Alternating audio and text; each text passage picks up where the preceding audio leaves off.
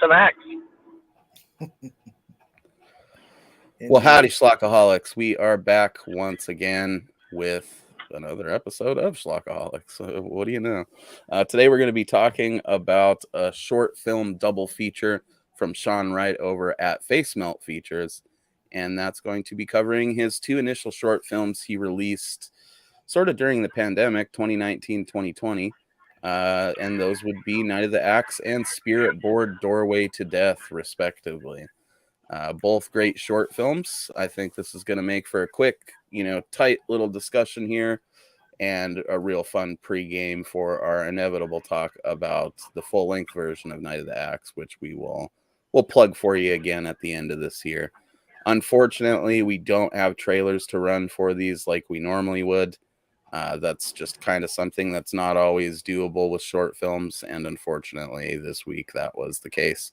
But just kind of imagine there's a really nicely edited clip of like highlight scenes here that I would have put in the video if I hadn't woke up too late this morning. And we're back. So I don't know. I guess we'll run a quick first impressions, and then we'll start just jumping in here and banging these out. So Cody, how did you become aware of these films, and what was your initial thoughts on watching this 2-pack of terror right here? Well, this long-haired goddess was nice enough to send me a copy of this movie, as well as Brandon, and some 2 really sweet posters for these 2 shorts. So that's how we stumbled across this. Your backstory a little bit more deep than ours, but always happy to check out something new, and even more so if one of my friends are singing its praises. Oh yeah. Right on. And what did you think of the shorts themselves, just briefly? Obviously we're going to dig into the finer points of this as we peel them open here. I've got a couple of pages of notes in the old Schlock journal that we're gonna run through. But what was your general thoughts overall and your impressions of Sean as like a filmmaker, I guess? They were fun. I don't remember if I knew going into it that he'd made Night of the Axe into a full-length movie. So I'm sure that if I didn't, I know probably one, if not all 3 of us, like that'd be a really good full-length movie. Hopefully there's some more out of it, because it leaves you, both of them leave you wanting more. And that's good, because you don't want to watch a short that overstayed its welcome, even with a short running time. And trust me, we've done it. It happens. There's some of them that are like 30 minutes and you're like, God damn, I thought that was like 90 fucking minutes. I was ready to get out of there about halfway through it. Definitely not the case with these, though. Did you have a favorite of the 2? It's kind of unfair to pick one or the other, just because one of them is double the length, if not a little bit more than the other. But Night of the Axe, probably just because it was just a straight up slasher movie. Right. What about you, Brandon? What same sort of a deal? Obviously, I think you guys both kind of have the same origin story with Sean. I just sort of forced these upon you because I knew it would be good discussion fodder for us, and I knew that he was going to be doing the full length of Night of the Axe, so this just seemed like a good prep video. But what was your general impressions of everything I just asked Cody? Well, I'm always open to trying out somebody new, because that's how people get made in the business there. And me, as somebody who's working slowly at trying to get one filmed, and somebody who just filmed his first short film, I can understand that now from the other angle of, hey, it's great to get the word out. But as far as like the films themselves, I guess the gist of most of what I'll be saying on this is that I look at these as, they don't bring anything amazingly new to the slasher genre, but they hit it pretty good, and the special effects definitely go beyond your average micro-budget feature, in my opinion. To me, they're easily at that level that impresses me, of like Shekel Demon Project, which those special effects impressed me a lot for what it was, and so did and shoot, even if I was looking at some of the Polonia work like Splatter Farm, it's amazing what one can do with their effects. So that part really did impress me with both films. As far as one that I liked the most, I'll go with the other one, because it got to the point really quick, and the point, get it? No. But it also was cool. I got to see their movie collection, and I always like looking at that in a film. So I'd say that one was my favorite of the two, but I liked both of them. They were good. They were fun. Sometimes in a slasher film, it can be good to be a short because you get right to the point. You don't mess around with trying to set it up. You just right in there, right in the carnage. Yeah, and this dude, we'll dig into it more with the Night of the Axe specifically, but this dude employed some quality, like old school subtle methods of avoiding a bunch of pointless exposition, which I'm always a fan of. I mean, who gives a fuck, dude? It's a dude in a potato sack killing people. Like, we don't need 15 minutes of dialogue explaining how he was in a mental hospital. Like, I don't care. Just get him out there killing the teenagers. And Sean knew what he was doing with that. I came across Sean, I believe, through just the general group that surrounds the Hamityville Horror podcast. I bought the short films just kind of on a whim, I was like, oh, this dude, it's like new filmmaker. He's got his little website, Face Melt Features. He didn't have anything else at the time for sale other than like this and a poster bundle. So I ended up buying this with the poster bundle. I think I got the Night of the Axe theatrical poster because he had that done at that point. So I got that and the double feature of short films. Then I bought the Spirit Board poster separately, watched them, and I was like, holy shit, this is some quality stuff. It's solid demo tapes if there ever was some. The guy's got a lot of potential as an up and coming filmmaker in this genre, and I knew it was the kind of shit that was right up our alley, right up the Hamityville guys' alley. I believe I bought Don and Clint copies of this as well. I think it's like $10 or something, so it's like an easy thing to just gift to friends. Don't think they got the posters like you boys did, but I don't think they're really into that kind of a thing either. We're a lot more likely to hang a fucking poster, or at least put it in a tube somewhere with the intent to hang it someday. So, it's just the type of thing that I've been trying to get people to look at because they need to be anticipating what this guy's going to do once he gets a little bit of money in his hands and starts doing full-length films. And that is what has taken place with Night of the Axe. I'm really hoping that we can, do a good review for that and get some more people checking it out, so it'll encourage this dude to eventually do a full length of Spirit Board, which I got to be in the branding camp here. That's probably overall my favorite short of the two, just because I like some of its funky Italian infused fucking vibes that it has. And I don't know, I'm just a sucker for like a good supernatural slasher as much as I am for, straightforward one. That's not to take anything away from Night of the Axe, though. It's pretty glorious for what it is as well. I agree the special effects are kind of the first thing that you're going to be wowed by watching these. Special effects and the music, they're quite a bit above what we're used to seeing, and even a lot of full-length films that are done in this sort of scene, the micro-budget scene. I would say that there's a lot of this that's better than even most of the stuff we've got in those fucking clown movies, if you know what I'm saying. Clearly some love and care was put into making this have that 80s quality of like proper good special effects, which we'll get into the finer points of some of that momentarily. But the first of the films in the set is Night of the Axe, which is, basic gist of the plot is there's this maniac that killed a bunch of people, his whole family, according to the radio report, back in the early 90s, and he's been locked up in this insane asylum. He's escaped. He's grabbed a potato mask, some fucking, beer dad's axe that he was using to chop wood, and he just starts killing these girls that are having like a girls' night at their friend's house before she moves out of town. That is it. That's the entire plot. It's like about 22 minutes long, I think, Night of the Axe. So real short, under half an hour. Both of the movies you can watch in less time than it takes to watch an episode of Grey's Anatomy or something, whatever it is you fuck with on TV, this would probably be a better use of your time as well.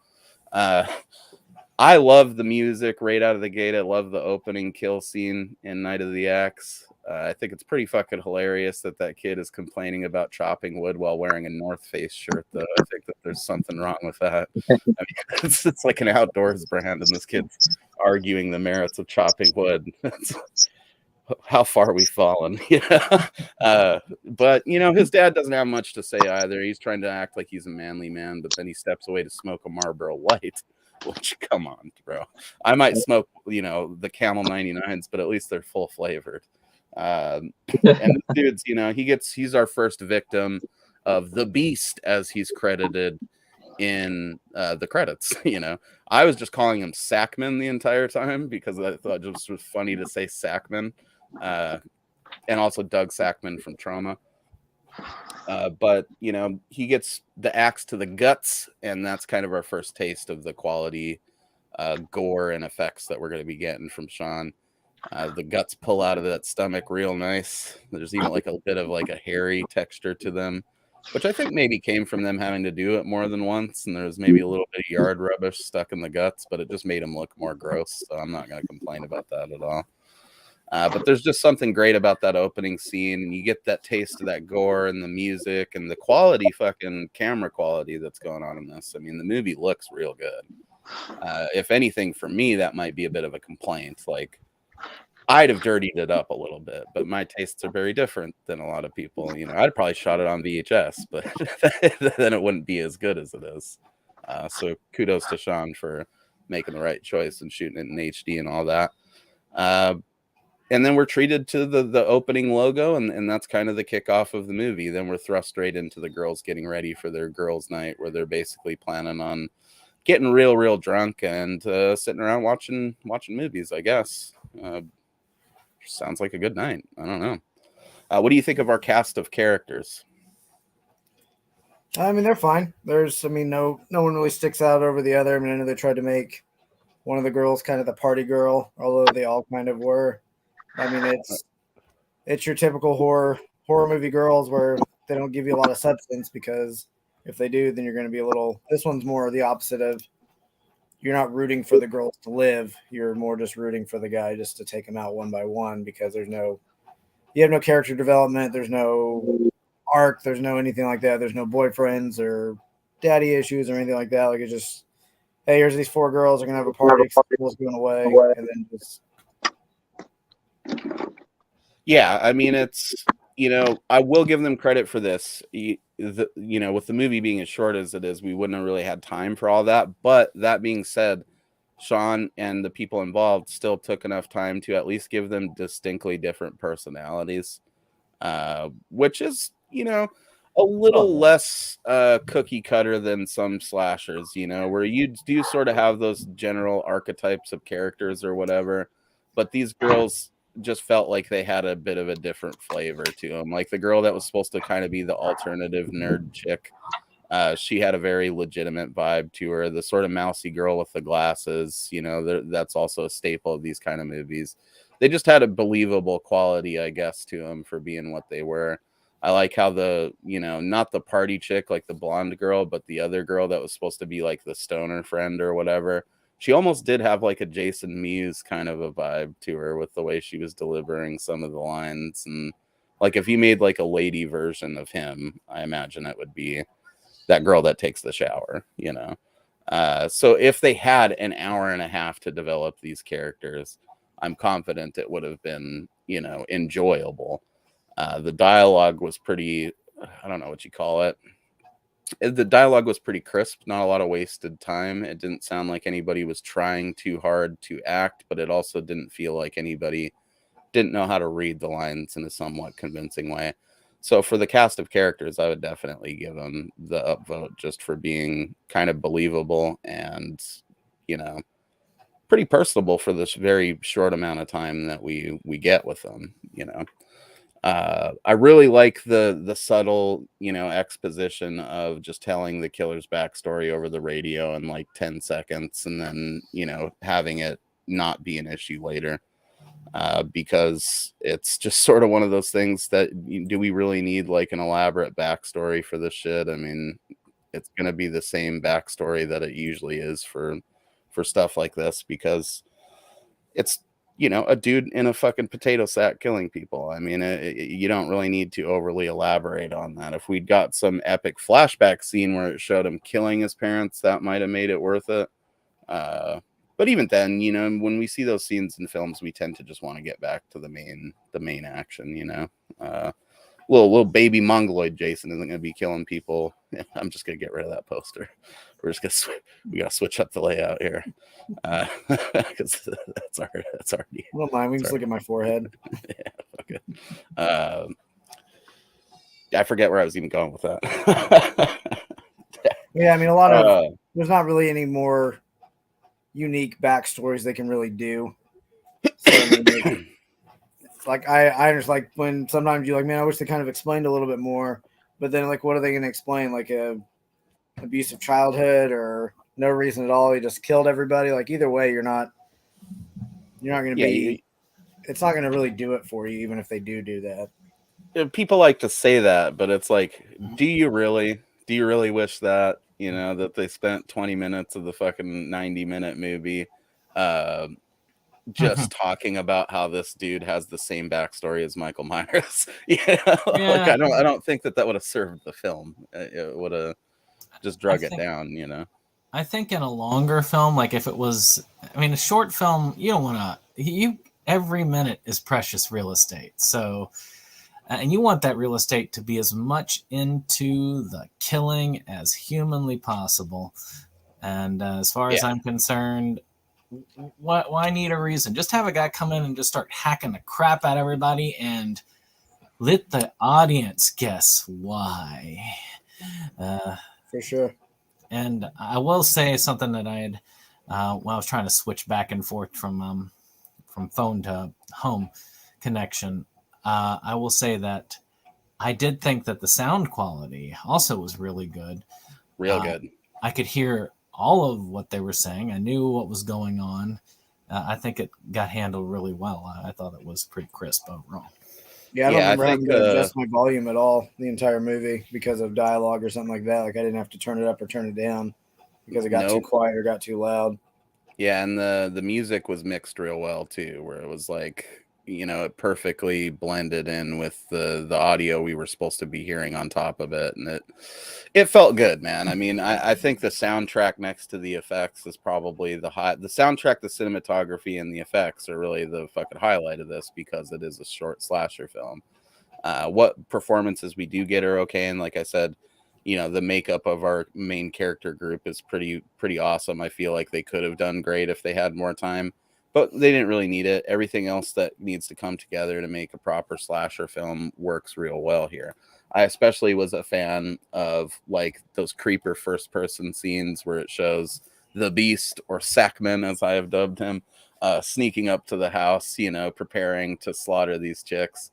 And it's like the classic first person, it's just standard slasher movie stuff, right? But it's shot so well, and the lighting is so cool. It gives it like this bleak, like, like sort of magic hour, twilight kind of a thing going on, where it's like right before the sun goes down in the summertime. I'm not sure if that's when they shot it, but that's just the vibes it was giving.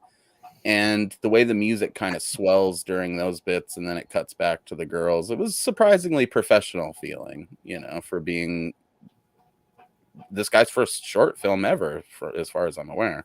Yeah, I mean, that was definitely very hard to believe. And I mean that in a very complimentary way. Yeah, I mean, like everybody that starts off and makes these movies, you're a fan of these movies, but you can tell when somebody's a fan of it, but they're just rushing through it, versus somebody that's a fan of it and they're actually taking their time to make it look like it for a micro budget movie. Like it looked all around like it was very professionally done. Yeah, I think they carry a lot of this over to the full movie, or even improve upon, it's going to go far.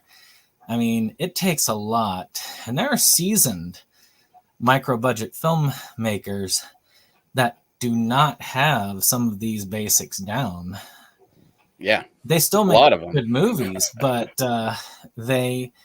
but again, I like to see this because it shows that yes, you can do good lighting, you can do good sound, you can do good special effects on a micro budget if you know the right people, and you have enough of then also enough love on top of it. I think both of those. Yeah, and you can tell that was present here. I mean, the dude is clearly a student of like old school badass straightforward slasher movies, you know. And it shows, especially in those creeper scenes where there's not a bunch of heavy breathing, there's not a bunch of crunchy footfalls in the leaves, there are a bunch of shit to suck you completely out of the creepiness of it. The way that Sean and company did it is it's just these slow panning first person shots, like kind of going through the shit with the musical stings coming up and hitting you. And it just builds like a cool tension. You can't wait for that fucking Sackman to get into the house and start slicing and dicing those chicks. Oh yeah. I also think it was a smart move for them not to introduce a bunch of boy characters into the mix here. Let's be honest, okay? I love a good drunken bro character as much as the next guy or whatever, you know. I have nothing against male characters, but I prefer to look at women, you know. I just do. So if you're going to populate a slasher movie with, you know, I just prefer the ones where there's an excuse to get a bunch of chicks together in a house and have them battle some masked killer, some creature or something like that. And this is very much in the tradition of that kind of Slumber Party Massacre vibe of things. I think there was like dude characters maybe in Slumber Party Massacre as well, but you get what I'm saying. I thought that was a cool touch. Also a good way to streamline the film so you don't waste any time with like the male characters trying to bang the lady characters or whatever. You're just right into like a little bit of TNA and the carnage, and that's pretty much what you want, you know. And to tell you the truth, I think that the short film timeline is perfect for the slasher franchise. When people look at things like Friday the 13th or Halloween, the reason why they go into all the extra exposition, yeah, some people will say it's building tension, but it's because they can't go in and start just slashing for an hour and a half, and they need to pad out that runtime. I'm pretty sure that I was just going to say, I'm pretty sure that if Halloween was a 30-minute short film, we wouldn't have half of the exposition that we have. If Halloween was a 30-minute short film, I might not think it's as fucking boring as I do. I might be a fan of the fucking franchise. I mean, it's well documented over here that I think they're all right. You know, I'm not one of those people that sings their praises or anything, but I think Friday the 13th did do it a little better in that Friday the 13th does kind of work that way. Yeah, they pad out some of the runtime with that dude's jean shorts and his mustache and all the bullshit in between. But the movie starts right out with a banger of a kill with that hitchhiker lady getting her throat slit, you know? That's the thing, yeah. I don't need to know a lot about characters just going to die. Yeah, I mean, it's, you know, I think these are uniquely... or not really uniquely, it's sort of like an obvious fit, slashers and short films.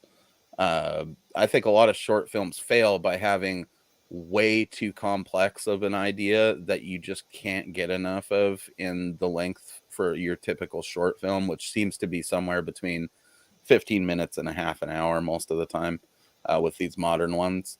And you're just not going to be able to get enough. So you're just going to feel like, oh, bummer. Like I sat through all of that to just basically get given an idea that somebody could have left me in a Facebook comment section.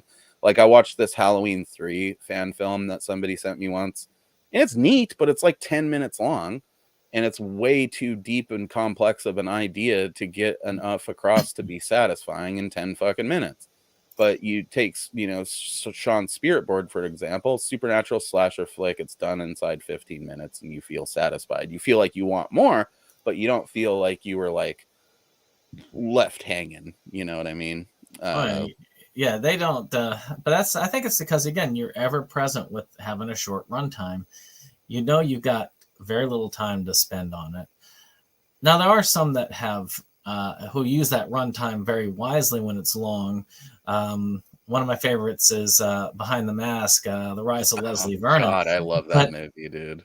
But that movie is mostly about the comedy. So, of course, you're building the comedy all throughout the film. And then you get to when it gets to the major slasher at the end, it changes the tone. And that's a masterful way of doing it. I mean, here. Oh, that was there, yeah. you that sent me that, Jack. Sorry, I didn't mean to interrupt you, Brandon. My bad. No. Mm-hmm. Finish what you're saying. But yeah, I mean, that's the thing is I do feel like there's a lot of good that can come from a short film. And one of the reasons why I mentioned something like Shackled Demon Project is when I go in something with such low expectations, like this is micro budget. I expect stuff that's, I expect something that's like a little bit of fake blood or whatnot. But when they pull out some stuff that I look and say, my goodness, people shouldn't be capable of doing this good of special effects. That to me right there tells me this is worth looking into. I mean, and yeah, dude. Several. I like some films that are really low budget and low effect wise, but it's still it hit me in that way of this impressed me. Well, it's like you said, they're making the most of it. Okay, like yeah, Sean probably wouldn't have been able to afford to do those effects at that time on a feature length runtime, but just because he was doing a movie that was 21 minutes and some change doesn't mean he was going to skimp on that, and I respect that a lot. The effects in this are on par with several 80s films I've seen. I mean, it's obviously not some Tom Savini level stuff, but it's definitely above the grade that a lot of the things that we watch are working within, we've got honorable mentions to all the kills. Actually, every kill in this was pretty dope, even the simpler ones, or the simpler one. But yeah, man, I mean, I think that more people should do like more short films. I think that the one of the biggest problems creating so many of these god-awful, boring fucking micro-budget movies that we get nowadays is most of these motherfuckers didn't cut their teeth making short films, learning how to make every minute count. They jumped right into being like of this mentality that their movie has to be 90 minutes long or something like that. And it's like, no, it really doesn't, man. You could make a banger of a 40-minute film and have that be way more memorable than something that lost your interest 40 minutes into it and you still had another 50 minutes left to go. So I've got a lot more optimism for Sean's full-length version of this film than I might for somebody that just announced it and had never produced a short film, like demo tape version of it. I guess on that analogy, like these feel a lot more like, they're not like a demo that your friend recorded in their garage and you're like, that's pretty good, but I'll wait to show that to people until you guys put out like a proper demo. Maybe go see them live. You don't want to listen to the tape. But this is like a band that went and rented a decent enough studio and used some time to produce a demo that you can actually pop into the fucking tape deck of your car and be proud to show to a friend. You know what I mean? That's the best way I can put it anyways. And we've certainly seen short films that felt more like the garage band version of that shit. And there's nothing wrong with that. I'm not knocking that stuff at all. At least they're out there producing something. But that's the main thing that drew me to this dude was just how fucking good these were for being presumably his first short films. I mean, if this what really was the first ever project that he did, he clearly spent a lot of time thinking about how to make that 22 minutes or whatever the best that he could, which just take notes, people. I guess having something completed shouldn't be necessarily the end goal. Maybe there needs to be a return to form of people actually trying to make some of that stuff good too. Just putting it out there and getting some hits on the internet should not be the ultimate aim of this. It should be to make something like this that you could be proud to show to your friends or have them show to theirs. That brunette girl though, some rad nerd culture representation going on there. She's wearing like the sick Junji Ito ancestors long sleeve tee with the worm creature. I think it's like devouring a dude on the front, and then on the back it shows it all snaking around. And then she's got like a full leg piece of like epic Lord of the Ring tattoos as well. And then she went to the kitchen to make a grilled cheese sandwich with the fancy bread. So I pretty much immediately had a crush on her and was a bit bummed that she got killed. I was hoping maybe she'd be the final girl, but we get a reappearance from her in Spirit Board, so I can't complain at all. Regrettably, I did not use the section down here that I meant to write the cast and crew in, so that we could shout out the proper people there. But you know who you are, and we're going to be directing people to the movie so they can watch it anyways. One of the favorite things that I noticed in the movie, as far as like, you know, just general production stuff goes, is they had labelless beer bottles, right? And they're all drinking the labelless beer bottles, and then they just set them on a coffee table next to obvious Coca-Cola cans. You know? So it's like, I get what you were doing, Sean, but I don't know if I don't know if Coke would be, you know, easier to deal with than fucking Heineken or whatever those were you guys were drinking before you peeled the labels off. But I respect the effort, I guess. I don't know. Has anybody ever actually been, like, have any of these indie guides ever been sued or cease and desisted for having just like a can of fucking Bush in their short film or something? I don't know that I've ever heard of it. I suppose it's better safe than sorry, but I also figure like I'd just ask for forgiveness and not permission. And if I was doing something like this, I doubt that, you know, Rainier or Coors or whoever is gonna ever fucking see it, you know. And certainly I wouldn't think of this as representative of their product, but you know, he's playing it safe, or maybe that's just some weird homemade brew that he made. That was the other option that came into mind, is perhaps this isn't as silly as it appears. Maybe Sean was brewing his own micro brews or something. There are a lot of hobbyist brewers out there in the world. So if that's the case and you want to send us some samplers of that stuff, bro, we will drink that during the Night of the Length full length discussion. And we'll put it next to a can of Coke in tribute. Fucking A. Hell yeah, Mac and Me style, dude.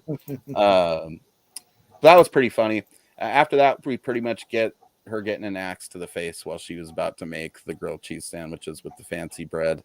And that was a bummer. I mainly just wanted to see sandwiches. As a fat kid, I took some umbrage with that. What's up? She got her face into the pan with the butter, and then he slid. No, that was the blonde girl. Because remember, she's making the grilled cheese, and then she comes around and she's like, are you guys trying to mess with me or whatever? And then she turns around. That's where we get the first reveal of Sackman in his sack. Oh yeah, standing there, trying to burn the house down or something like that. Yeah, and basically that's when she comes in. Yeah, and she ends up getting her face melted. Pretty sad because I just watched it this morning. Well, it comes at you fast and hard, you know. But it was a rad axe to the face. I especially appreciated how they didn't just show her take the axe to the face and that was it. They actually showed a brief second where Sackman reaches down and grabs the axe and like peels it out of her face, which you could argue kind of destroys the effect in a sense, because you can see that they had to build up some fake flesh around the axe to hold it there and like look like it was in her face. And that extra second that you get to see it while he's peeling it out, I guess it kind of, you know, reveals the magician trick a little bit or something, but also he's peeling an axe out of her face. So yeah. I'm good with that, you know. I thought that was a great touch, Sean. And I don't know, I thought the sack mask is pretty legit. It's simple, but they placed the eyes well, I guess, to where it looks proper creepy. I think it doesn't just look like a dude in a sack. Well, it does, but you know what I mean. It's got an eerie look to it because of the placement of the eye holes. I don't know if I was alone there.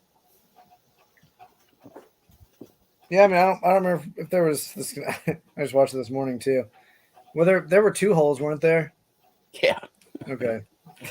Jesus. Yeah, I mean, you've got your Friday the 13th homages with just little itty bitty things that are just off. Yeah, little Friday 2 Town That Dreaded Sundown vibe going there for sure. Very much like Victim No More, which was the first Friday the 13th fan film we did. And ironically, we did get hit up on the eve of this discussion to, you know, take a look at our second Friday the 13th fan film for the channel. So, you know, we very well may have a discussion coming on that here soon, if it's worth talking about. You know, so far to me, the best one that I have seen as far as the Friday the 13th fan films has still been Vengeance, but I mean that on multiple levels was very entertaining. And that kill count, oh my gosh. Yeah, it's wild. There's been some great ones, and then even some of the mediocre ones have been pretty fun. I'm not trying to weigh in on this dude's film one way or the other. He seemed like a nice guy, and he hit us up to check it out. They're from Germany, and the 10 seconds that I watched at the beginning made it look pretty comparable to this, at least in terms of the way that it was shot. So, that's a good sign. But, I guess time will tell on that. Oh, what the hell, dude? We'll talk about your short films, even if they suck. Even if it's a terrible Friday the 13th fan film. You asked for honest feedback. We'll watch it and we'll give it to you.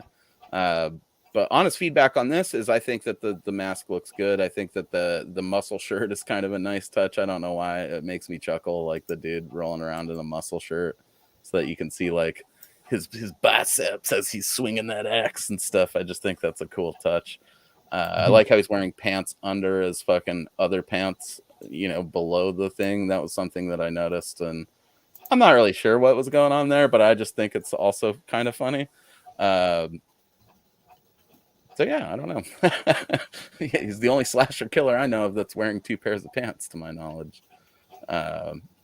Unless that's me imagining that from the beginning of that Friday fan film, but I don't think it was. I feel like he was wearing New Balance or something in that, and that also made me laugh. Freddie rocking them dad shoes. He's gonna mow the lawn. Right. I mean, Jason rocking those dad shoes to mow the lawn later. Got dad vibes. Oh, that's what you do. I think one of the most impressive kills in the film, I mean, next to the face melt, is probably the shower kill with that girl that goes to take a shower and is up there for a real long time, it feels like, before she's even in the shower. But once she's in there, Sackman chops her up real good. He gets her with several cool chop effects before finally laying her eyeball out across her face, which I thought was just so fucking cool. Those chop effects look legit. I mean, you can tell they probably just did them with some Halloween wax and Caro syrup and stuff like that. But dude's watched enough movies to know how to cut it to make those effects feel even realer than they are. They already look pretty legit, right? But the way the movie's cut together also doesn't really make you linger on them too often. So they just have a little bit more impact. And him hacking that girl up in the shower was actually surprisingly brutal. Oh, yeah. Might be one of the more brutal axe murders that I've seen, certainly in an independent film, but it's up there with some of the ones that I've seen in, proper big budget, more studio affairs. It's not gonna top the one in Tenebrae anytime soon. But it's a worthy effort for sure. And I like how they didn't waste a ton of time on the shower scene. He was also very, very economical with his TNA. You get a little bit of it and then she's dead. It's not lingering there. Not everybody can shoot a Joe Sherlock shower scene. So when they try, sometimes it feels a little greasier than it needs to, or not greasy in a fun way. Sean just gets it over with. I applaud him for putting it in there in a short film. You don't really need TNA to sell a short film. So he did that for us, and both of them. and I appreciate it, man. Thank you, Sean. Everything better. But yeah, that shower kill and the eye split was great. And then after that, we got the frying pan face melt, which who knows? Maybe that's where the name of Face Melt Features comes from. It would make sense. They really nailed that Freddy burn effect. And then, after the second pass through the pan, adding coffee grounds to it or whatever they did to make it look more charred. Oh, yeah. It was effective. And the amount of smoke coming off that girl's face was pretty great. I feel like there's a part where she kind of breathes in her face smoke while she's screaming and then breathes it back out, which obviously it's from a smoke machine, right? But just the idea of her breathing in her own face smoke as he's melting her fucking face in a skillet is metal as fuck, dude. It was very convincing because showing the filming of the butter melting on the stove, which of course it was hot at that time, right? And then cutting away, then cutting back when he's putting it there. Of course, obviously it's not hot when she's on it, but it does have that psychological effect. So then adding the smoke to it, very well convincing. Yeah, she was pretty hot. Maybe the pan wasn't, but she was pretty cute. All the girls in this were pretty cute. But yeah, you're right, man. Adding that little buttermilk going in there was pretty convincing. I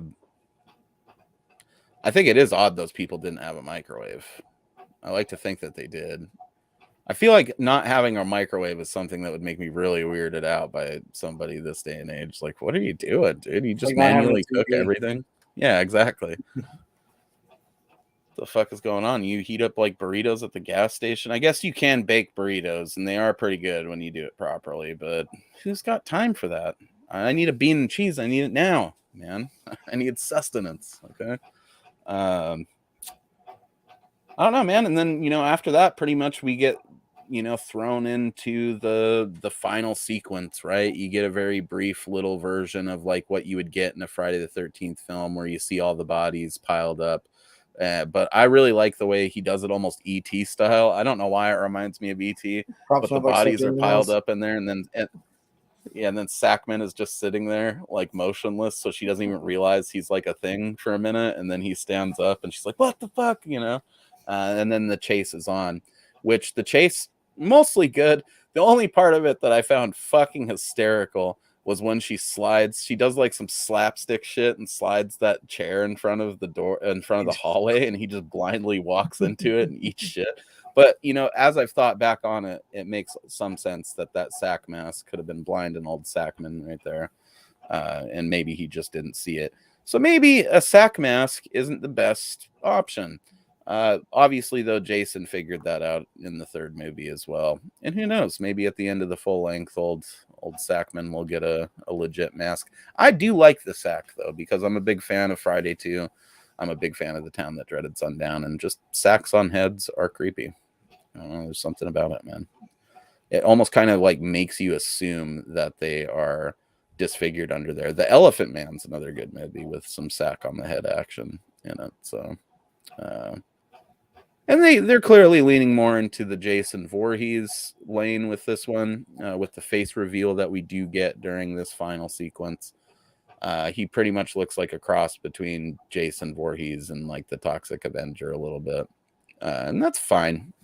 It'd have been cool if they went Elephant Man route with it, though.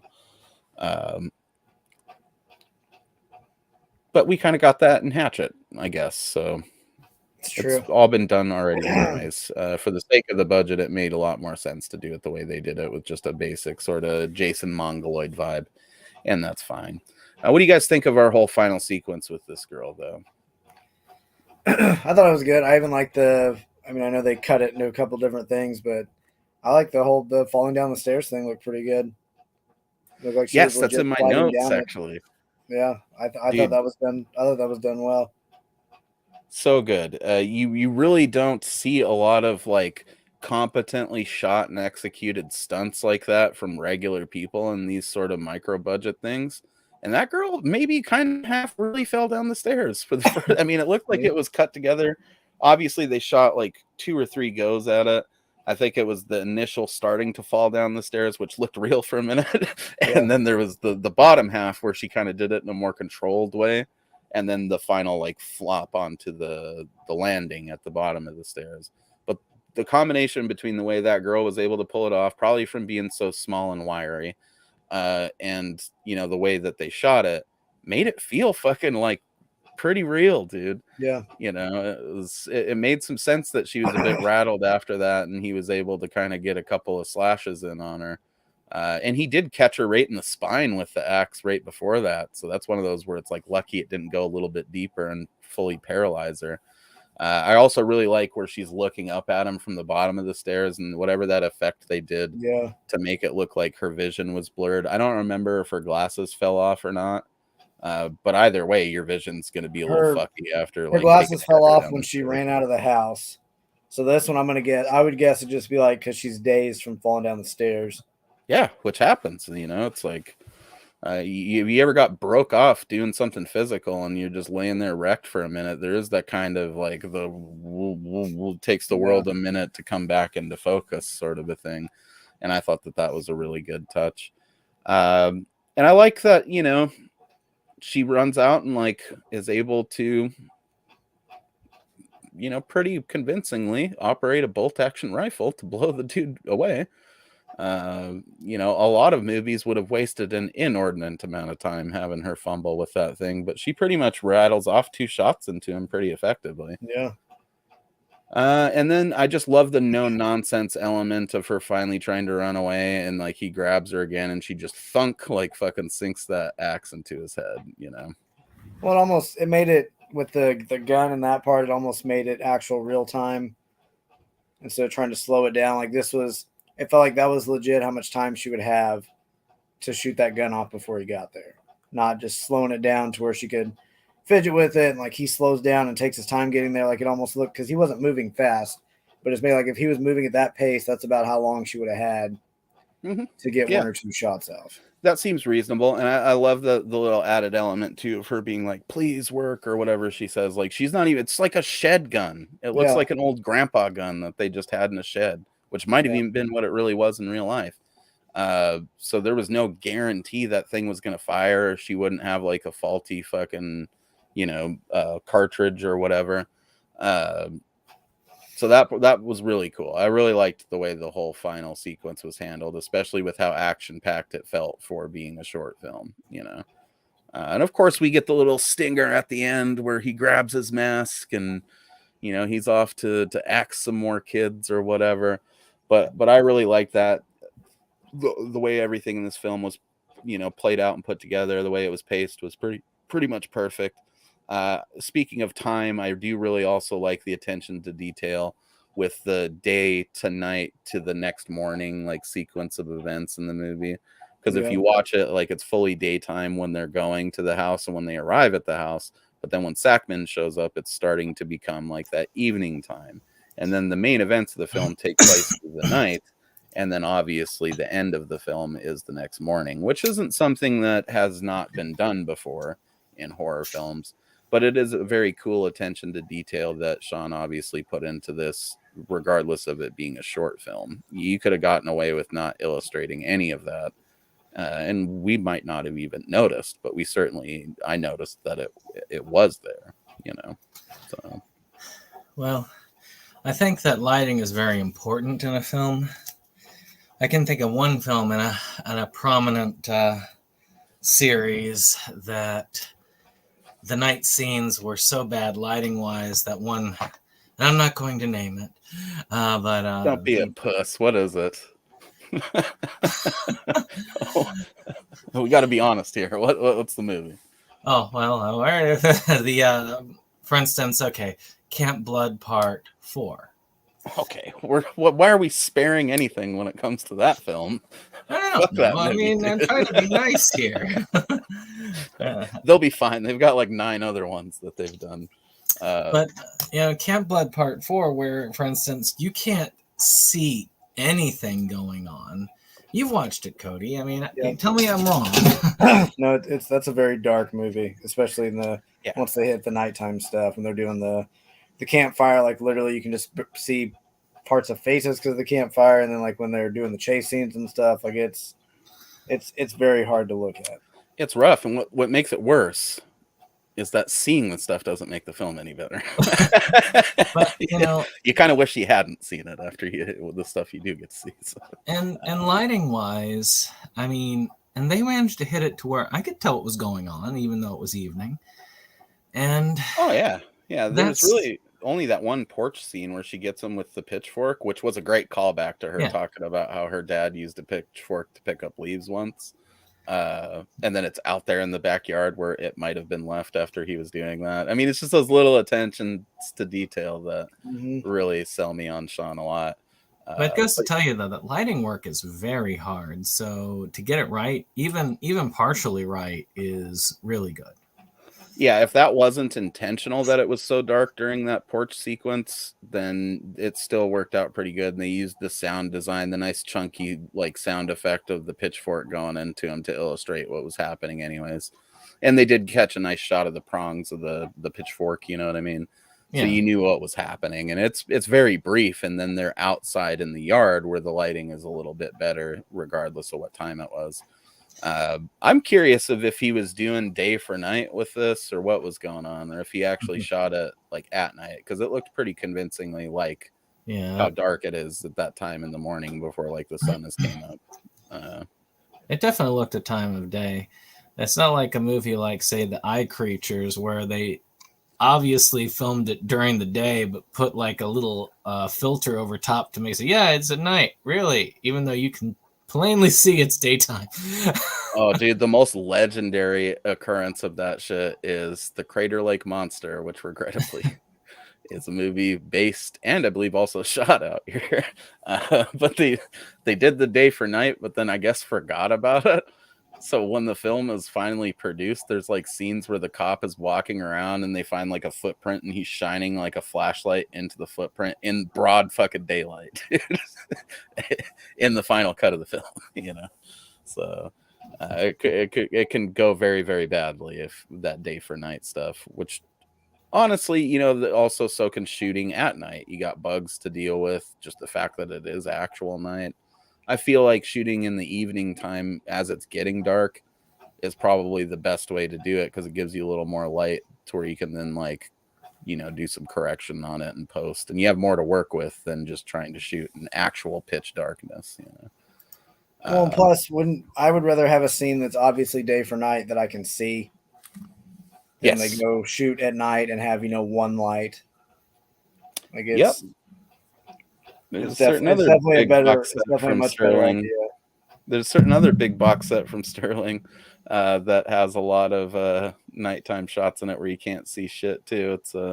It's the Meat Hook Massacre set.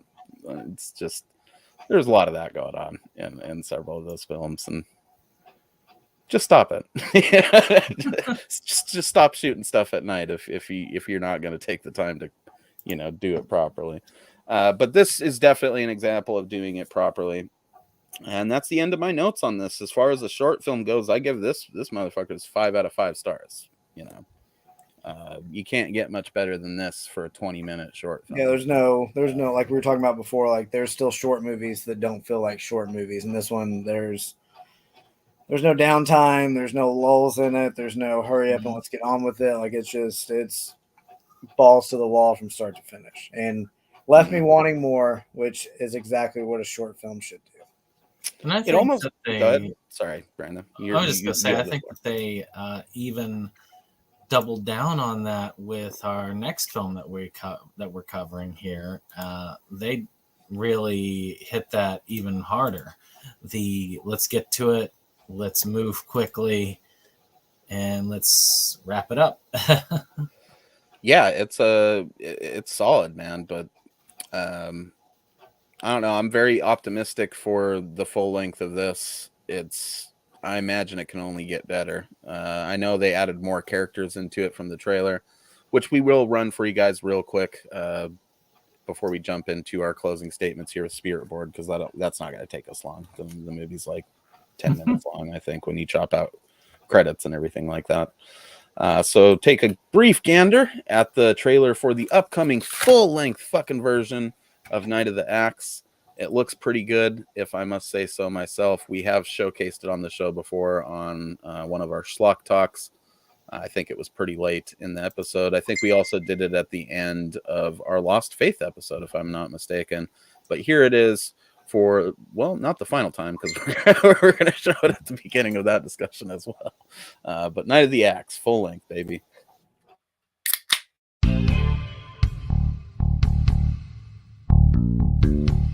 For a group of friends.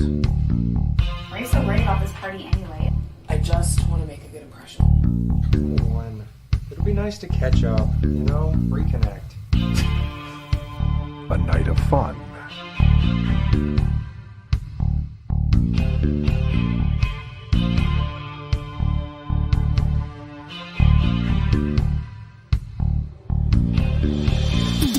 Becomes a night of terror.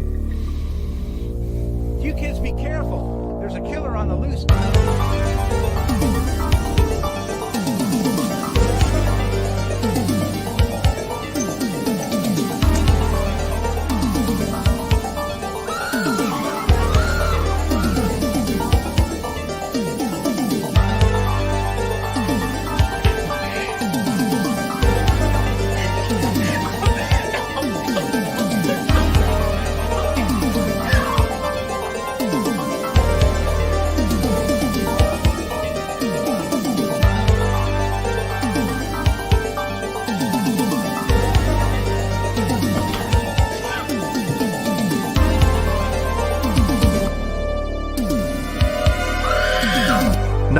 the Axe.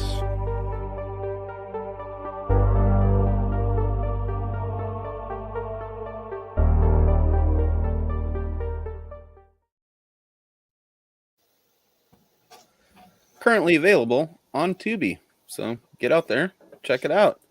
We're waiting to watch it because we're still awaiting the arrival of our Blu-rays that we got for the pre-order. Sean had some issues with those, which happens, you know. I'm not too worried about it. If it comes down to it, we can watch it on Tubi for our discussion, but I'm hoping those will get here soon. Definitely looks like it built on both of these, actually. It looks like there is a little bit of influence from the Spirit Board end of things put in there with some of the lighting and the atmosphere that it seems like they were building in that one a bit. So that's a good segue into Spirit Board itself. Real quick plot synopsis of this one is girls are hanging out, doing like a movie night thing, actually watching Night of the Axe, which I thought was a great touch. And they decide, you know, their one like alternative heavy metal friend decides that she's gonna, you know, pull out a Ouija board and they're gonna have a little seance. This is the kind of stuff they've done in the past, you know, just random spooky girl fun, I guess. And they end up tapping into the spirit of this murderer, this serial killer that used to live in the house that this girl lives in back in like the 20s. He killed a bunch of people and basically was about to get off scot-free with it. It's a very Freddy Krueger-esque origin story for the Spirit Board killer here. And the townsfolk decided that they weren't gonna be having that, so they went and they lynched his ass. And them contacting him, I guess, like awakens the spirit, and he starts slicing and dicing these girls. That's the movie in a nutshell.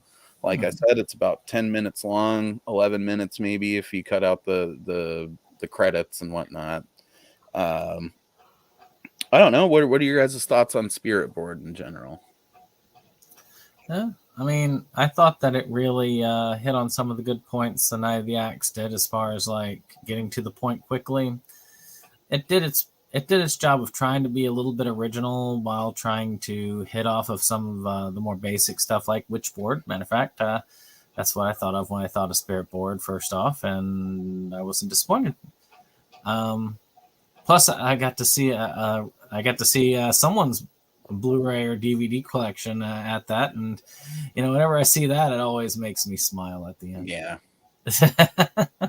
It did. Well, dude, this might be the first and only film appearance we've seen of that Godzilla Criterion collection. Heck yeah. Huh? It was featured prominently in one of the shots in this. And that, well, how can it not be with those fucked up dimensions on that thing? I'll never stop complaining about that Where's Waldo format they used for that fucking thing, dude.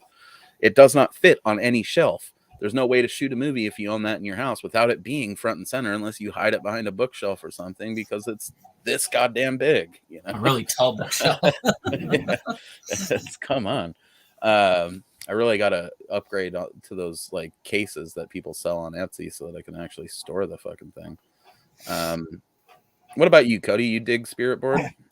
Yeah, I'm gonna run through my stuff real quick, and then I got to get out of here. I liked it kind of after when we talked about it earlier. I was talking about how Night of the Axe was my favorite, but then also the more I was thinking about what we're talking about Night of the Axe, like I liked a lot of the stuff they did with Spirit Board. I liked William. I thought he looked cool. It reminded me of Renfield from Sharkula, Kyle's character with the suspenders and the white shirt. I like that. I really liked the smoke effect whenever he showed up, and that was some very prominent smoke, which was pretty sweet. Liked the girl characters. They were fine. I mean, some girls hanging out. Not as big of a cast as the previous film, but you didn't need it for the runtime. I mean, 3 friends was fine. Yeah, it was plenty. I really liked it. I hope that they make this one into a fuller length movie or a full length movie as well. It was fun. I enjoyed it. I'm not much for the Ouija or Spirit Board kind of movies. So maybe that's why it wasn't my favorite of the two, but I really liked how they did William. I thought it was very well done. Yeah, well, most of those movies too, it ends up becoming a bunch of supernatural bullshit. You don't just get like a sweet ghost that comes out of a poof of smoke and like stabs chicks. You know, so that's a welcome change to the formula for me. Is that he is good? No, I was just agreeing with you. It's a totally different angle to a spirit board film than what I've seen before. Yeah, it's a straight up slasher flick, and I could definitely see them doing like a Sackman versus William movie at some point, or something. Or a buddy comedy. That would be fucking awesome too, actually. If you want to look into doing a buddy comedy with these guys where they're just scoring the finer points of serial murder, I would buy the fuck out of that, Sean. But I like how it kind of is almost like he's setting up his Michael Myers / Jason character with Sackman, and then with William, it's kind of his Freddy character, but in like the same vein, I guess. I also like how he was like doing those chicks in with what looked like old Grandpappy's Whittlin knife or something like that. Like it wasn't even like a regular knife that you would see in one of these movies. It had that old timey vibe to it. I almost wonder if they got it at like an old farm supply store or something. It looks like something you'd take like sheep wool off with, or I don't know what the fuck people do with that stuff. I've never been a whittler or a farmer, but it looks like something you'd use for both, you know. And I did like his outfit quite a bit.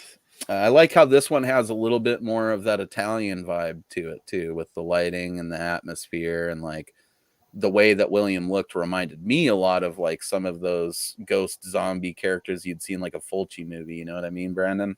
Oh yeah, you know, one ghost that was in Closing Time. That was a good example of a movie where a ghost kind of had someone make up to it, which we'll be covering sooner than later. But yeah, I like the makeup on it. They had that little slash on the face or something like that. Yeah, I think he was like showing an eye socket and a little bit of cheek skin kind of or cheekbone kind of a thing. Now I'm on the opposite end as far as my favorite type of horror is supernatural horror. But at the same time, I did think that this was kind of a cool twist. And it seems like a likable character. I do think that you could expand upon this. And I agree. What we need to do, what you need to do if you're listening, is to get a full movie. If Night of the Axe does well, do a full movie version of this, give him more personality, and then have the two team up in a buddy comedy full-length movie. Or even maybe set up a third one, so you have a third guy, maybe a clown mask guy for Cody. And then have them all do like this road trip movie of them just killing people across the country and then commenting about it, with them being the center of the film. Like they'd be the stars, going back and forth with their different personalities.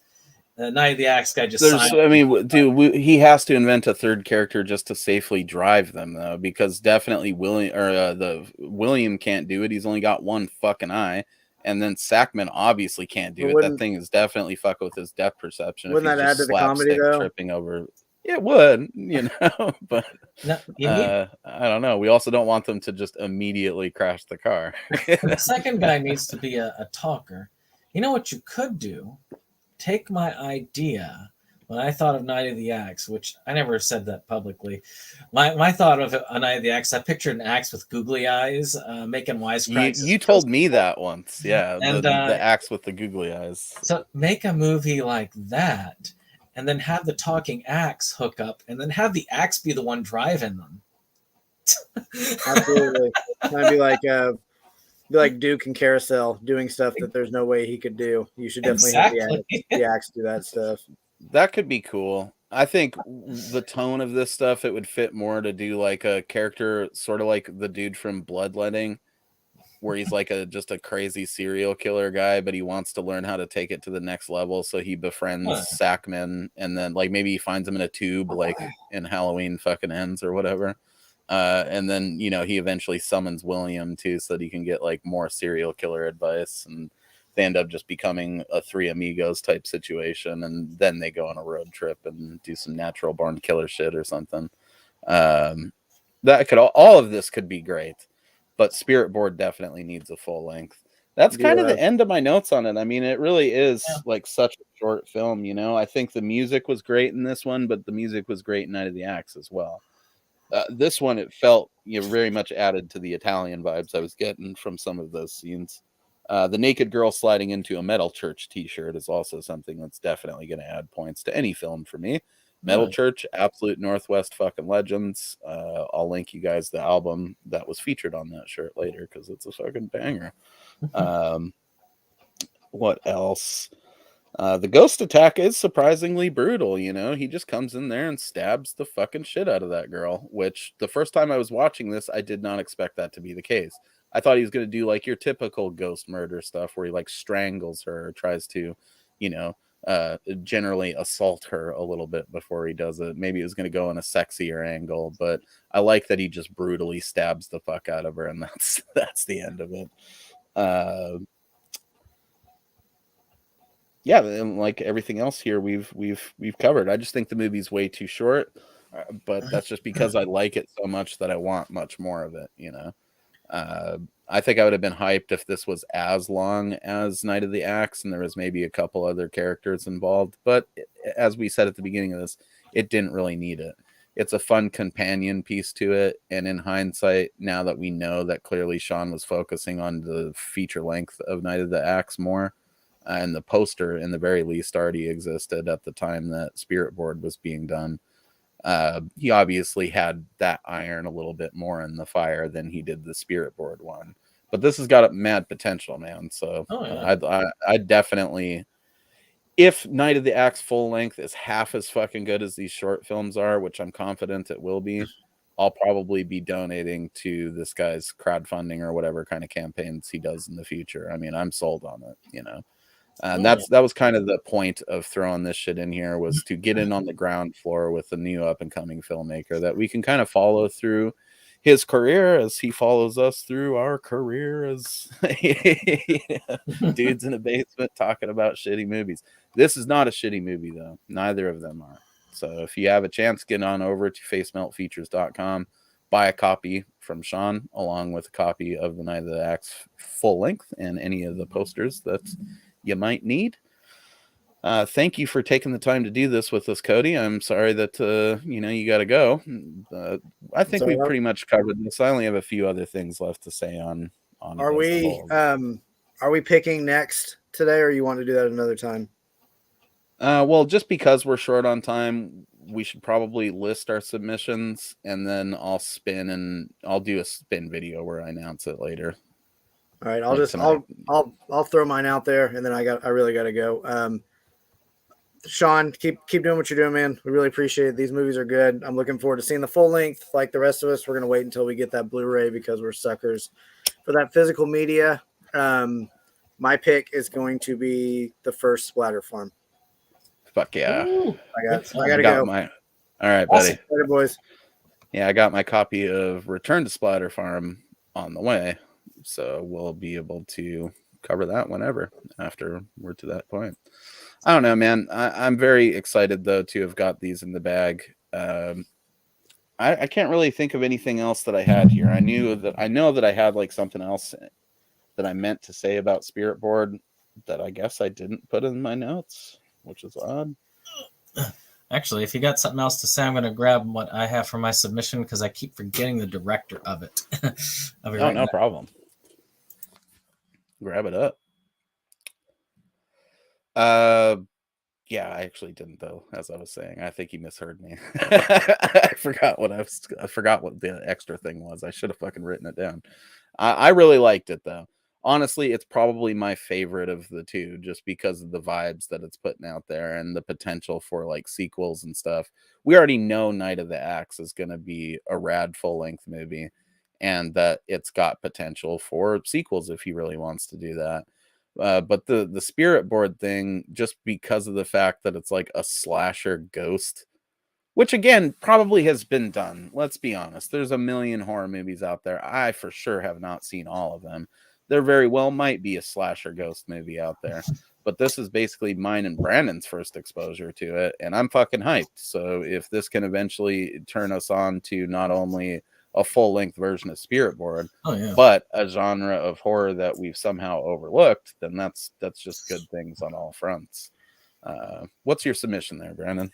So it's a Jim Roberts film done by Blindsight Productions, called Closing Time. Just mentioned earlier in this very podcast. I did. Well, with reason.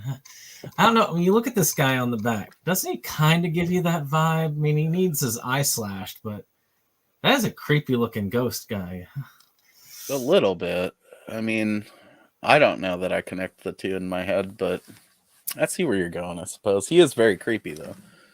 So I am looking forward to covering it. It's not on his IMDb page, even though other films of his are. I might have to ask him if he wants to see, well, if he wants to come on to discuss with us if he or why it's not so easy to get. Yeah, that'd be cool. Always welcome to new guests on the show, for sure. You've been talking about that one a while, so it's one that I'm definitely looking forward to checking out. I guess Spirit Board would technically be our first like supernatural horror film we've done on here, and it still was kind of just a slasher film. So if that's some proper like ghost haunted house type stuff, it'll be a welcome addition as well, just because we haven't really fucked with any of that stuff on the show so far. It's kind of, I guess, similar to this in a way. It's a supernatural slasher and then thriller. Kind of combine those three at once, and you got yourself Closing Time. Very cool. It's unfortunate it's so hard to get a hold of, but I'm sure we'll remedy that for our watching purposes. My submission obviously is neither the length full axe. The Night of the Axe full length. We were hoping to show those Blu-rays off, but shit happens. You can't always gauge what issues you're going to run into with production and things like that on this indie level. It's not like they got these big distributors just cranking the shit out with perfect quality control. I respect Sean a lot for delaying it because there was an issue, rather than being dumb enough to like put a bunch of them out there and then have them all recalled or something like that. That would have been a fucking nightmare. So we're happy to wait for it, but that's going to be my next one. The next submission for me after that is going to be Herschel Gordon Lewis's Blood Feast. I've had that planned for a while. So can't do Schlock without hitting him. Yeah, we got to go old school and hit those Herschel Gordon movies every now and again. He doesn't have a ton of them, it's a good handful, but when you really get down to it, his gore movies, what is there, like 6 or 8 of them? So if I plug one in every now and again, we could be done with those in a couple of years. Yeah, I got that cool set that they had that Arrow released a while back, and it'll be the only thing I have seen in that set is Wizard of Gore, the original. So it'll be good. Are you kidding me, dude? You've never seen Blood Feast? Nope, never seen Blood Feast. Oh, dude, you were gonna love that. Some Blood Feast is fucking hilarious. Wizard of Gore is great, but his other movies are awesome. You got 2000 Maniacs, Color Me Blood Red, The Gruesome Twosome, all that shit. But Blood Feast is still one of the most hilarious like pieces of schlock I've ever laid eyes on. There's a dude reading his lines off the palm of his hand through the entire movie. I mean, it's the fact that I still don't know what possessed me to not put that as one of my first submissions on this show, because it must see shit for anybody that's into this. It's Schlock 101 right there. It's like, you see, I'm locked in for a little while, because my next one after this, I'm really slumming it because I'm hitting a Matrosia short film collection. And mainly because I want to cover their holiday episode, and it references a lot of those little short films. So I want it to be in our minds at least a little while before, and then we come back to it towards the end of the year. So I'm going to torture y'all with Matrosia, and then I'm going to come back and then really torture all of us with the Skeleton Key movies. I can't wait, man. It's going to be good times. We've got a lot of cool stuff planned for the next while.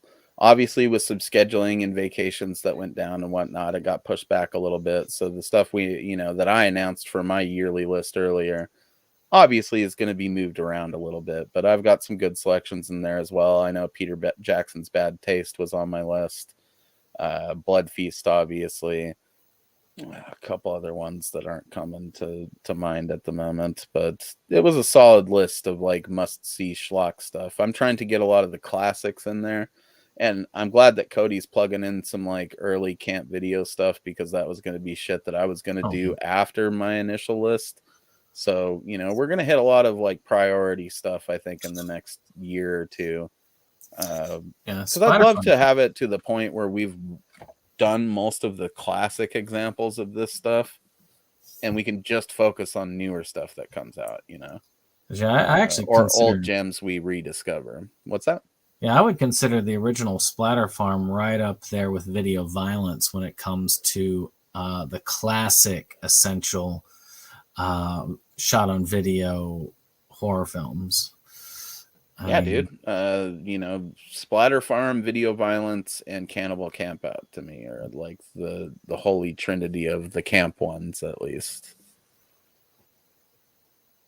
You can't go wrong with Splatter Farm. It's amazing, especially that. And our versions or your version of it might be a little different now, but our versions of it are that old school like camp video release of it, and it's got like all their old like Super 8 films on there with them doing commentary over it and some decent behind the scenes stuff, and it's a solid set.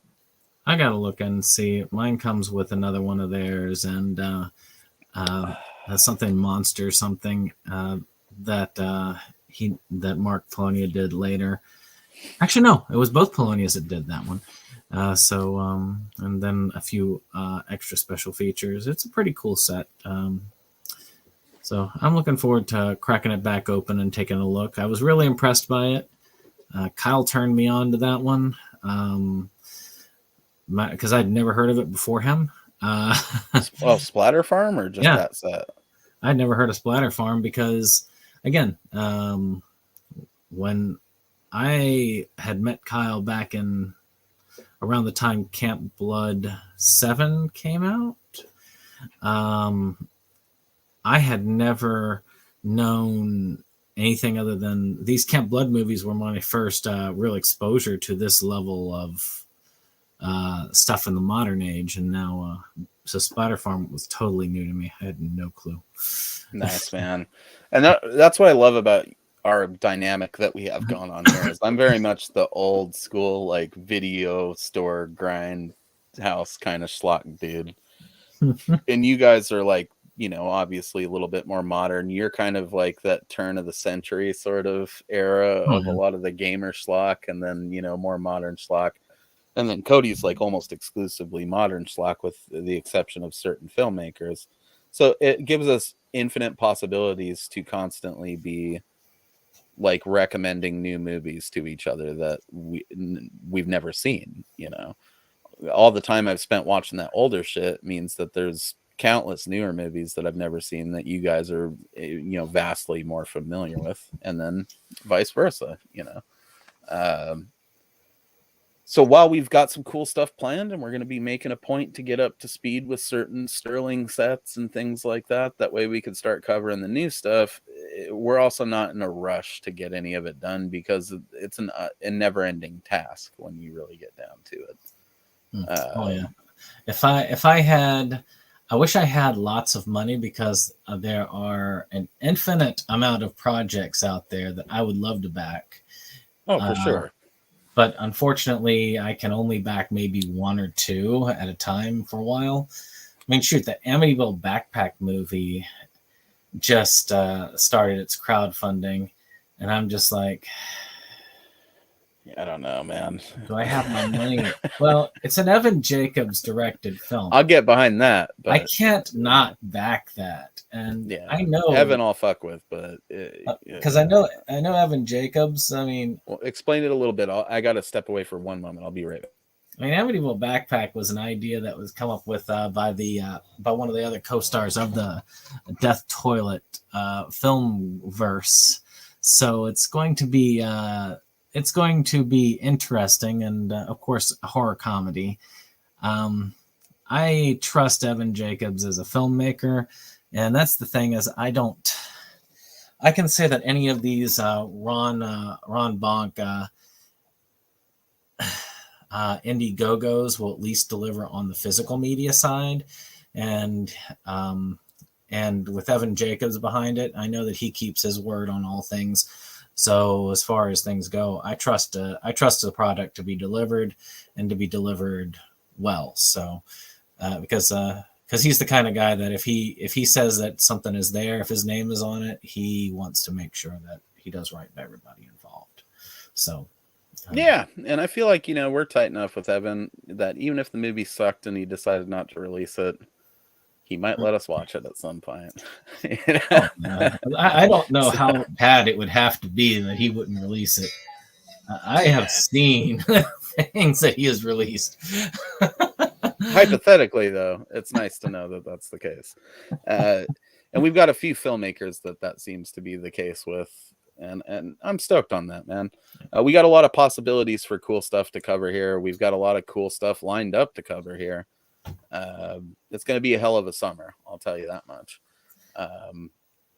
And I'm just looking forward to getting a lot of this stuff checked off the list so that we can move on to other rad stuff to check off the list. Unfortunately, there are going to be some turds that we're going to have to cover as we go through some of these, especially these larger series like the Sterling sets and whatnot. I guess just brief disclaimer, we don't hold that against any of you guys. Most of the people I've seen in my experience with this that have made some god-awful shitty movies have also made some pretty fun ones. So they're not all going to be winners. That's just the way that it works. Thankfully, these ones were, but there was every chance that the short film double feature could have been just pure ass, That's why you got to celebrate when you find a dude like this that's got potential right out of the gate, because I don't hold back when I find something I don't like about a film. So I say that over and over again, but I've been, for the most part, very positive about almost everything we've covered, except for Manos. But otherwise, and I don't think that's they just get because you need Jesus or something. I don't know what's wrong with you there, man. But, I think I've been pretty much relentlessly positive about most everything that we've covered so far. Well, we're also we're not the type of guys to. I don't know that we've been positive about all of it, but we've because we've highlighted flaws and stuff. We even did that today with these, but we're realistic about how we highlight the flaws, and we still praise the positive stuff, the stuff that entertained us, the stuff that made us think about things. I mean, and that's kind of the point. If you're doing like a truly non-biased movie review, you should be able to point out the bad things, but without being like fucking insulting or like cringe about it, and then move into the stuff that you actually did like, because most things have some redeeming qualities. Not all of it, but some of it. And I loved this when I first saw it. And I don't know whether I'll like it the second time because it's been years since I've seen this. Or actually probably around 2019. And then the other ones, those Skeleton Key movies, I hated the first 3 Skeleton Key movies. But I am a different person than I was back when I did those initial reviews.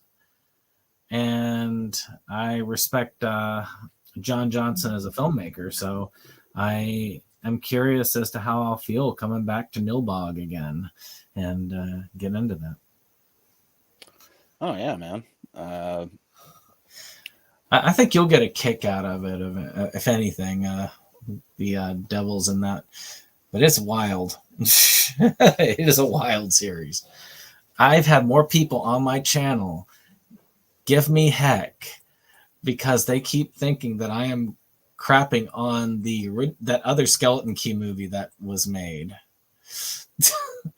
You know which one I'm talking about? The high budget one about the Louisiana couple. I can't remember what it was. And everybody, I just get comments on that one and the Skeleton Key 2 review about how dare you? It was an excellent film with this actress, and I'm just like, you obviously didn't watch my review, period. Yeah, because it's not the fucking same movie at all. God, no. I'm looking forward to those just because of what you went through with that, and I'm interested to see what the movies are about and to see if we'll face the same kind of backlash, because you gotta be a fucking idiot to come here thinking that we're talking about those other movies. Well, that movie wouldn't even qualify, in my opinion, as B movie schlock. Right. It's a horror film, and no, it's not top tier, but it's definitely not schlock. Right. So I don't know, man. Then we got a lot of cool, like, random content that we've been putting out with the schlock talks. I think that's giving everybody. You don't have as much time as us, but it's definitely been a cool outlet to have an excuse to like plow through backlog stuff, just to have the opportunity to briefly talk about it and like showcase it. I've never been more motivated to watch through all the movies that I buy than I have since I've been doing this stuff with you guys. So thanks to you and Cody. I'm making some real progress through that shit. Some weeks don't pan out the way others do. I mean, that's just how it works. Life gets in the way. You can't always watch 10 fucking movies in a week. And we got the comment on Carousel, by the way. The third one was fully funded. So, and Nice. he has said, since he's got 2 weeks to go, if he hits a certain goal, he'll take the rest of the movie that he doesn't spend on Carousel 3 and make a fourth one. I don't know, Steve. Hold on to it. Let's see what happens. Don't make one just to make one, It's going to be great. I have this feeling. I've watched through pretty much that entire dude's catalog with the exception of one film. Yeah, you've been working on that up to just recently. Hopefully you'll be able to come on Monday and showcase a couple of those. I can't really think. I can't showcase the last one because I never ordered it and I don't really have the money to order it right now. But I have thoroughly enjoyed pretty much all of them except for like one, and that wasn't because of how it was made. It was because of what it was about. And that happens. We're not going to identify or like everything that we watch, and that's fine. Oh, yeah. Steve's movies I've got to collect. I mean, that's another thing you guys have inspired me to do is really knuckle down on certain directors. This recent Amazon order was just me kind of trying to get some stuff that had been on my wish list for a bit before it went up in price. But the next few orders are going to be very director specific. Like I'm going to place one with Win Coop. I'm going to do as much of the Steve Rudzinski stuff as I can get. I'm going to try to get a bunch of the John Ford stuff. Or who's that dude that did Axmas? That's John Ford, right? Yeah. I really like the two Axmas movies, and I look forward to the full-length feature that he's doing in the future, so that'll be fun. I mean, I was surprised also with that one. Actually, Axmas is a good example of something like this that impressed me that I wasn't thinking I was going to be impressed by. It's easy to think stuff like this is just going to be generic. I know this rubs you guys the wrong way, but like Camp Blood style B-movie stuff. But this had a very much more refined quality to it. It's of a higher caliber. It's more in the Friday the 13th. Old school slasher worship than it is just let's buy a clown mask on eBay that's different from the last one and make a new clown movie. I think that Sean could easily with this type of thing do a Camp Blood movie that would rival some of the better ones. Maybe even rival the Sykes ones. Don't do it, Sean. Just don't. Keep making. Won't pay you anything, but keep making the Axe movies. Maybe you could get a dope Sterling box set at some point. But I think I might cry a little on the inside if this dude did a Camp Blood movie. But if anything, teach them to go back to some of those practical effects. Camp Blood 666 Part 2, man, you blew that one out of the water by like 1,000,000 points, and that's just with a short film. Dude, I think that this dude could easily be the next like Sterling star in terms of like creating a franchise with this that could do something, but I don't know. I don't know if Camp Blood's a good fit for him. It already bums me out that other filmmakers that we like have participated in that stuff to a certain extent. I mean, there's merits to all of it, right? I love that shitty micro budget stuff too, as much as the next guy, but I don't know. I feel like Sean's got potential to do something pretty amazing if he keeps on this right path with this here, you know. Well, I say going above and beyond. And sometimes you get those people who can take a little bit of money and turn it into something that's much higher level than you thought it could be. That's the That reason why should I be like. the case most of the time. There's no reason that we should be seeing these $70,000 fucking, you know, cheese sandwich movies. But we are, because there's flaws all over the whole crowdfund system, which we're not going to get into because we've talked about that on here. Oh yeah, I mean, even with Carousel was made on a budget of $1,000. That's you know, and that was very impressive for that budget. So again, I think that I think it's good to see some of these things and what they can do with them. Oh, I love it, man. Honestly, I get just as excited for these short film reviews as I do for our full length reviews, because these are those dudes that might be making something bigger in the future that we can appreciate. I mean, that I was exposed to, was it John Ward or whatever, through Axness, and then I ended up seeing that dude direct like the best of the fucking Meat Hook Massacre movies, and it was awesome. You know, it was awesome to see like the influence go from those short films into something like that, and it's just rad. So I can't wait to check out that full length Night of the Axe or whatever else it is Sean does in the future. I mean, I feel the same way about this dude as I sort of feel about Blaze, Cody's kid, where we're like on the ground floor with it, you know, and they're showing mad potential. I feel like only good things can come from it, and if we just keep up with them and review the stuff as it comes out, we're going to be there for a lot of great memories in the future. So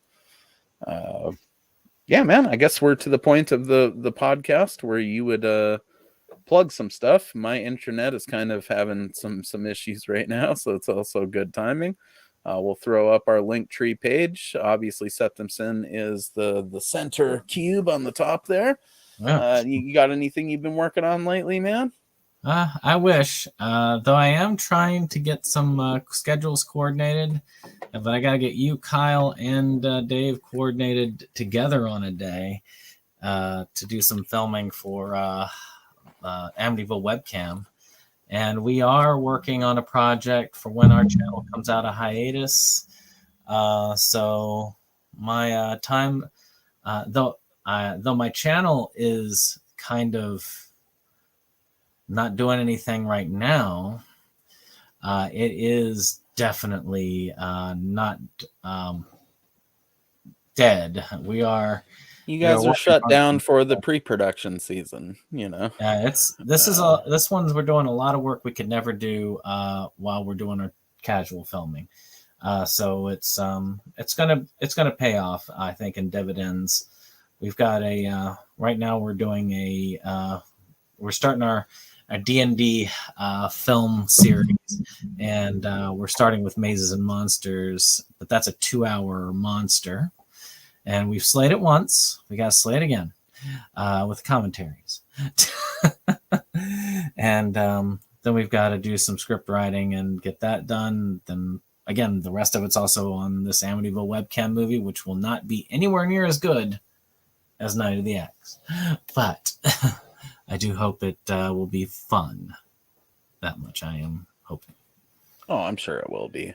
I don't really have anything going on other than, actually I do kind of. We've got, you know, a transfers discussion that we're going to be running with old Christopher Sievage at some point in the very near future. I'm thinking maybe tomorrow night, but it might end up being Monday or Tuesday. I don't know. It depends on Chris's schedule. But that's the only real thing I have planned over there. I too am kind of considering the seasonal approach to YouTube production for my personal shit. So I've been considering putting together a lineup of like 12 full moon movies to do some old school edited proper full moon madness episodes for, and then just kind of release those around October, and then next year do a similar thing. That way I can focus on Schlockaholics for the bulk of the time. That full moon madness, baby. That is awesome. Yeah, unfortunately, I don't put out as much of it as I should these days, but when it does drop, it's pretty good. Check out my Mansion of the Doomed review I did a while back if you want the latest fix on that. We also got Killable Productions, which is Cody's son Blaze, and Cody to some extent putting out short film stuff that they work on, various unboxings and updates. So we got Cody Roebling over at Let's Get Cinematic doing an awesome job of just covering all types of modern and classic schlock. We got Chris Seaver over at It Crept From the 80s doing various nostalgia bites from the past. Lots of good stuff going on over there. And then, of course, Don and Clint at the Hamityville Horror Podcast, just absolutely holding it down and creating one of the best platforms for indie filmmakers and people like that to get out there and share the word with like-minded individuals. So if you like any of this stuff, go ahead and check this shit out in the links in the description below. I'm going to try to remember to go over here and link, the Vimeo and the website and everything where you can watch or buy all of Sean's stuff that's out at the moment. Remember, Night of the Axe is available over there on Tubi, the full-length version of it. So, no reason to not take a few minutes of your time and go check that out, especially if you've seen the short film and you've listened to our discussion at this point. I don't know why the thumbnail for that, there it goes, was not showing there. Possibly just some internet issues on my end. Things are going real south over here real quick, but I've had a good time tonight. Hopefully you guys have as well.